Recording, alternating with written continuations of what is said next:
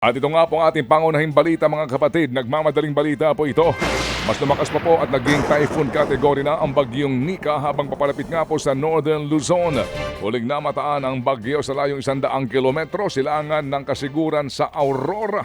Ito'y kumikilos pakanluran hilagang kanluran at inaasahan pong tatama sa kalupaan kung hindi man po sa Northern Aurora o kaya po sa Isabela ngayong umagang ito. Ito po'y may lakas ng hangin na aabot sa 120 km per ora at bugsong hanggang 150 km per ora. At dahil po sa bagyo, nakataas na ang signal number 4 sa northern portion po ng Aurora. Gayon din po sa ilang bahagi ng Isabela, Abra Mountain Province, Ifugao at Kalinga. Habang signal number 3 naman ang nakataas ngayon sa ilang bahagi pa ng Northern Luzon.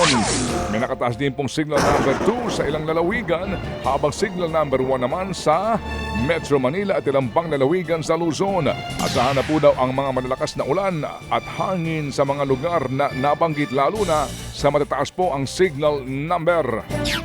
Wala pa ring pasok sa ilang lugar sa bansa dahil sa patuloy na masamang panahon. Dito po sa National Capital Region o NCR, wala nang pasok sa lahat ng antas sa pribado at pampublikong paaralan sa Metro Manila. Maliban sa Makati at Taguig na kinder hanggang senior high school at alternative learning system naman ang walang klase. Wala na ring pasok sa lahat ng antas sa Baguio City, Paracelis sa Mountain Province, Pangasinan at maging sa Cagayan. Pati na sa Itziague, Santiago, Isabela, Sipocot at sa Naga City sa Camarines Sur.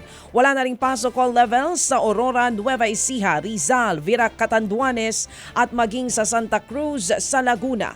Suspendido na rin ang klase sa lahat ng antas nagsuspindi na rin ang klase sa lahat ng antas ang ilang LGU sa Batangas at ilang bayan sa Quezon Province. Ganon din mga kapatid, sa ilang bahagi po ng Albay, mula preschool hanggang senior high school naman ang suspensyon ng klase sa ilan pang lugar sa bansa.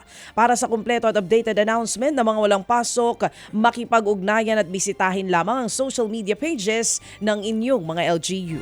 True FM. Naghahanda po naman ang backup ngayon na pagkukuhanan po ng pondo ang Budget Department para magamit kung sakasakali nga pong masaid na ang Quick Response Fund o QRF ng ating pong pamahalaan dahil nga sa nangyayaring sunod-sunod na mga kalamidad. At ayon sa DBM, nasa 30 billion pesos na lamang ang nalalabi sa QRF nitong Oktubre na ginagamit ng iba't ibang government agencies para nga tumugon sa mga bagyo at ilang pang kalamidad. Dahil dito ay naka-standby na raw ang Contingent Fund at Local Government Support Fund para pagkunan po ng pera kung kinakailangan. Maaari pong humingi ng karagdagang pondo ang kada ahensya at LGU sa DBM kapag nangalahati na ang kanilang QRF. Ayon po naman sa Finance Department, magagamit din sanang pantustos sa kalamidad ang 30 billion pesos na excess fund ng PhilHealth.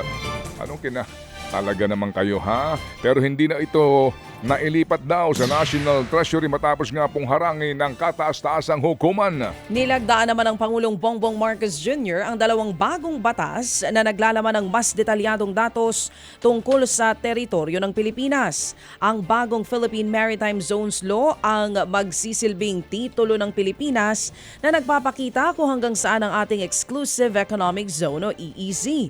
Habang nakasaad naman sa Archipelagic Sea Lanes Act ang mga ruta sa dagat ng Pilipinas na pupwedeng daanan ng mga foreign vessel.